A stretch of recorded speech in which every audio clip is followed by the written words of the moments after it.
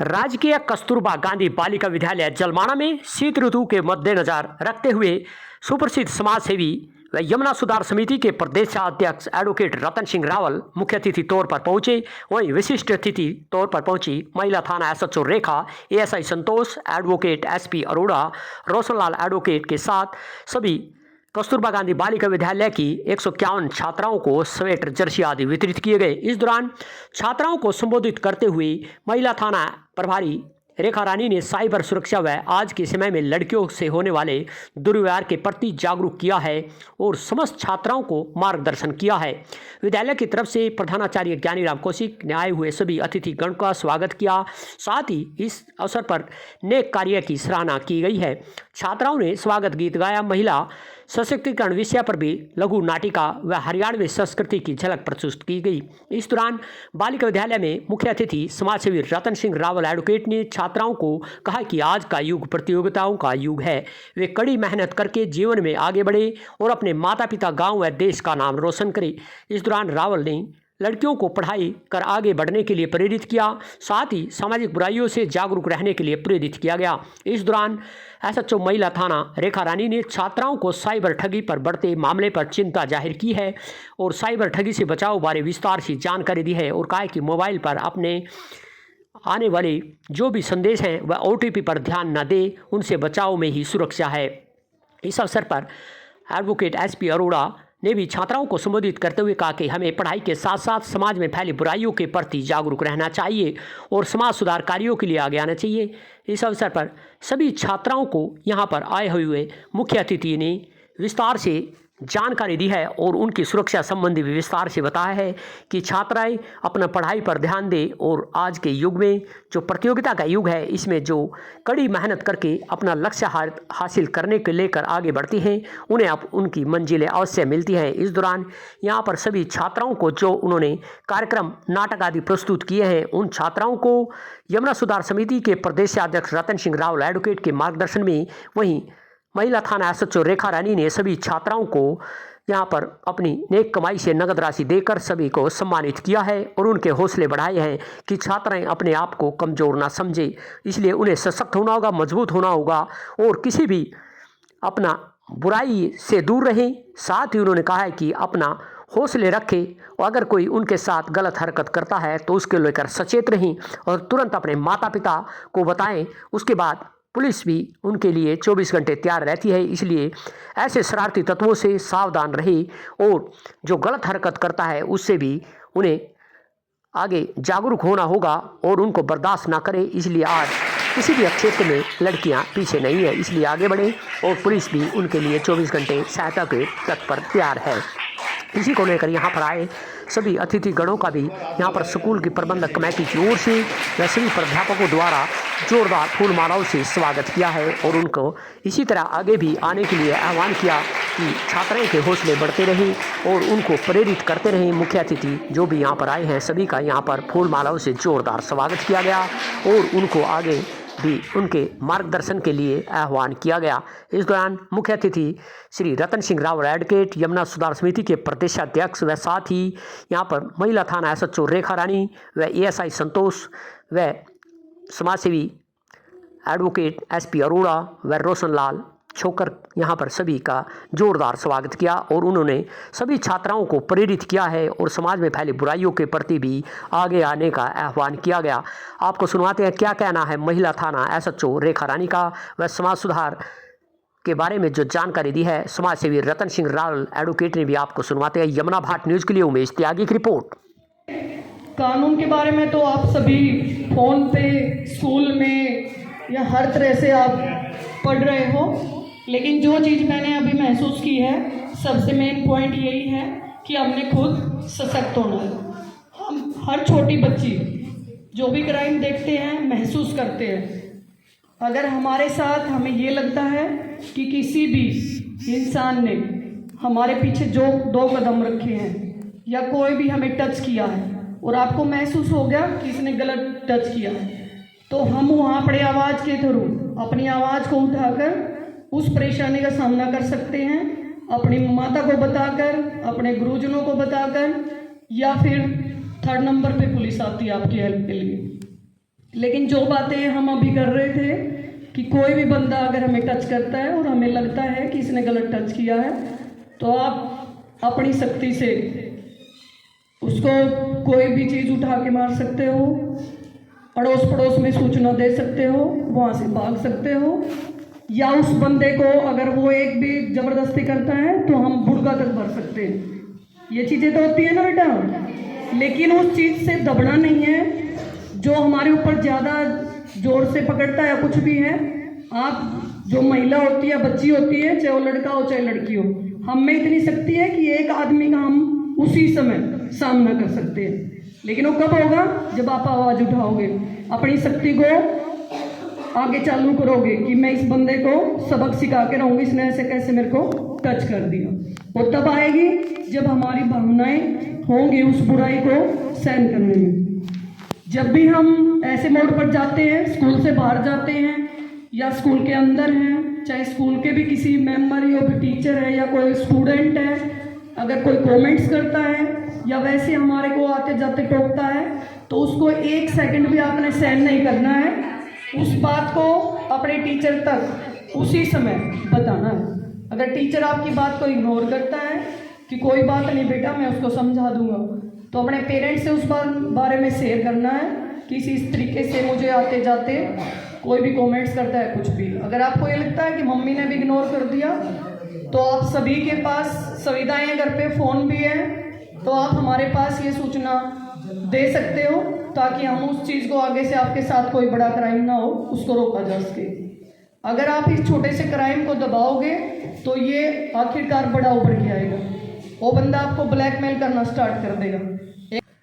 एक दोस्ती, ठीक है बेटा हम स्कूल में पढ़ रहे हैं, किसी से बातचीत हो जाए, स्टडी तक ही लिमिट रखो, क्योंकि हमारी उम्र अभी स्टडी करने की है।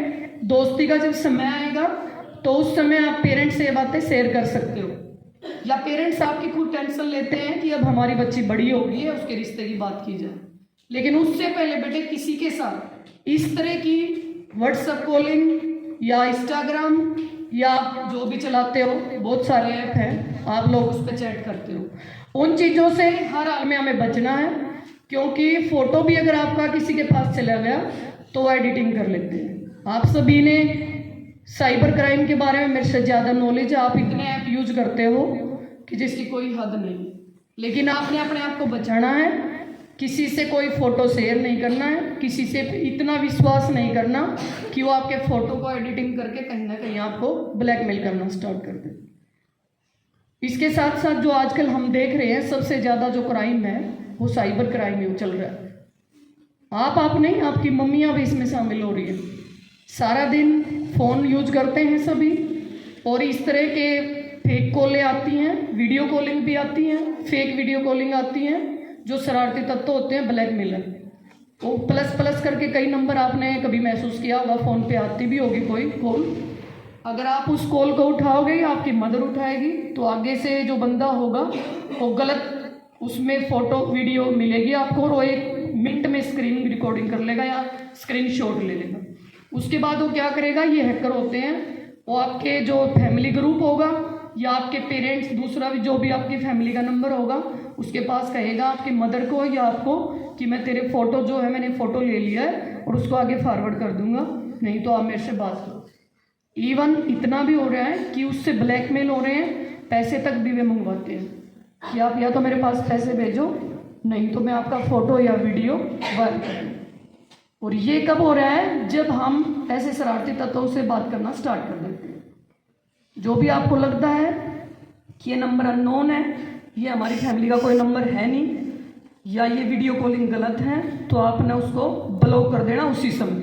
उससे कोई बात नहीं करनी, नहीं उससे कोई चैट करनी, आपने ब्लॉक कर देना। जो ये चीज़ें मैं बता रही हूँ, ये आज आपने मम्मी से भी शेयर करनी है जाके, क्योंकि इस काम में जैसे आपको तो पता चल जाता है, हम आते रहते हैं, अवेयरनेस प्रोग्राम होते रहते हैं, हर स्कूल में भी आपके टीचर भी इन बारे में बार बार आपको बताते हैं। लेकिन जो हमारी मदर है, हाउसवाइफ हैं, या कोई घर में और भी बुजुर्ग हैं, उनको नहीं पता होता। और आजकल आप देखते हो कि इतनी सुविधा हो गई है स्मार्टफोन की कि हमारी दादी के पास भी है, दादा के पास भी है, मदर और फादर के पास भी है। बेशक वे अनपढ़ है लेकिन वे स्मार्टफोन यूज़ कर रहे हैं। उनको आपने हर तरह से बताना है कि फ़ोन पे प्राइवेसी रखनी है, किसी को कोई कोड शेयर नहीं करना है। और न्यू ईयर पे तो आपको पता है कि इतने लिंक आएंगे कि बहुत क्राइम होगा, तो आपने इन सब से बचना है। कोई भी अनजान लिंक जो है नहीं उस पर क्लिक करना है। और ये चीज़ें आपने पेरेंट्स से भी शेयर करनी है। बहुत सारे ऐसे लिंक आए हुए हैं जो फ्रॉड होते हैं, और वे सारे जो भी आपके खाते में जो भी नंबर होता है उससे सारी पेमेंट उठ जाती है। सबसे ज़्यादा आप देखते हो कि नशे का काम भी बहुत चल रहा है, और वैसे तो हम भी अवेयर बहुत कर रहे हैं, लेकिन आपने भी उसमें बेटा साथ देना है थोड़ा सा। जो भी आपके गाँव में, गली मोहल्ले में आपको ये लगता है कि कोई अवैध नशा बेच रहा है, तो आपने 112 पे कॉल कर देनी है, ताकि इस तरह के शरारती जो तत्व होते हैं जो नशे वगैरह में है इन्वॉल्व हैं, उनकी सूचना हमारे तक आ जाए। देखो पुलिस की संख्या इतनी नहीं है कि वे हर घर में जाके इस तरह की चीज़ों को देख पाए। ये सबसे बढ़िया रास्ता है कि आप यंग बच्चे हो, सभी बच्चियाँ, इन चीज़ों को आप देख सकते हो। गली मोहल्ले में अगर मान लो पड़ोसी के घर में कोई ऐसा काम हो रहा है तो असर हमारे तक भी आएगा। हमारे जो पेरेंट्स हैं, बड़े भाई हैं, वे भी उस तरफ जाएंगे। जब इतनी नज़दीक जब हमें कोई नशा मिलेगा तो जल्दी जाएंगे ना लेने के लिए। तो आपने इन चीज़ों की सूचना हमारे तक देनी है, ताकि हम हर संभव प्रयास करके उसको रोक सकें। और अपनी मजबूती तो आपने देख ही ली है कि जब तक हम मजबूत नहीं होएंगे, नहीं किसी क्राइम का सामना करेंगे, नहीं कहीं आवाज़ उठाएंगे, तो उसका सलूशन नहीं हो सकता। क्राइम के संतोष एएसआई जी हैं जो भी क्राइम को कंट्रोल करते हैं, और प्रिंसिपल साहब और पत्रकार बंधु और प्यारे बच्चों, उड़िया अभी जो हमने एसएचओ साहब को बुलाया, इसीलिए बुलाया था कि भाई कुछ बातें ऐसी हैं जो बच्चों को नहीं पता होता, लेकिन आपने जो प्रोग्राम किया उससे ऐसा लगा है कि आपके जो टीचर हैं, आपके अध्यापक हैं, उन्होंने आपको एक एक बात से अवगत करा रखा है। और लेकिन बात एक है कि बेटा खाली इसको यहाँ तक सीमित ना रखो, इस पर अमल करो। ज्ञान आप सब बच्चों को सबको है, लेकिन अमल बहुत जरूरी है। किसी भी काम के लिए ज्ञान होना बहुत छोटी बात है, लेकिन अमल बेटा, अमल होना बहुत जरूरी है। चाहे कोई भी हो, गैर आदमी कोई, चाहे ताऊ का लड़का है, चाहे चाचा का लड़का है, चाहे कोई भी है, किसी के साथ भी एक सीमित बात रखो बेटा। बहुत बड़े बड़े क्राइम हो रहे हैं, आप हर रोज अखबार में पढ़ते हो, और अखबार से बड़ा कोई ज्ञान नहीं है।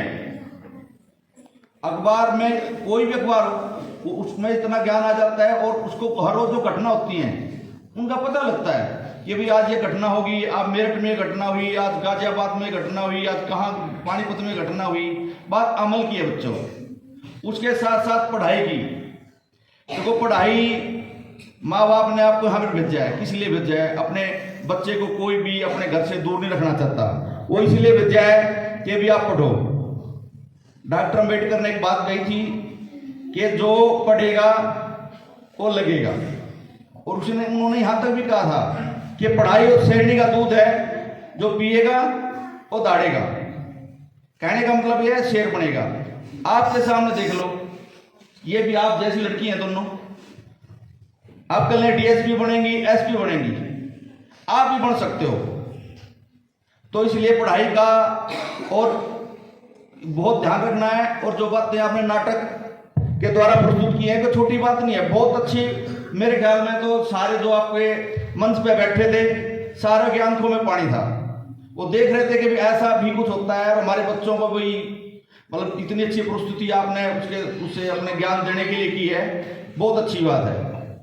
अभी रेखा मैडम ने मुझे कहा कि जिस बच्चों ने यहाँ पर प्रस्तुति दी है, मेरी तरफ से 100 रुपये मैं उनको देना चाहती हूँ। इनके लिए तालियां बजा के इनका